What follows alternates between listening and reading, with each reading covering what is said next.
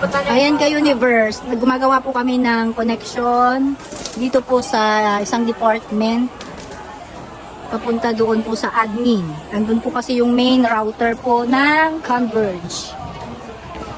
Ayan, ang aking mga estudyante ay hasang-hasa sa pagkakabit ng network cable. Isa ma'am. Oh, ito po yung aking estudyanteng magaling. Ayan mga ka-universe, umaakyat pa yung mga aking estudyante para lang ma-sure na mailagay po yung kable. At hindi po magbayok-yok yung kable dito po sa daan. Kaya nilalagay po namin yung kable doon sa branch ng puno. O yan, ilagay na dito. Yung lagayan ng kable. Hindi po magluloy yung kable. Dilayin mo na kong, sige pa. Yan, very good.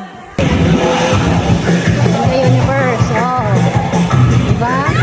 Ang mga estudyante ay buhis buhay para magkaroon ng internet ang mga teachers.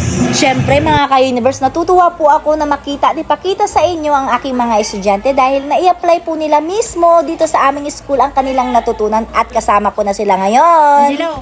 Angelo, hi! Another day, another vlog!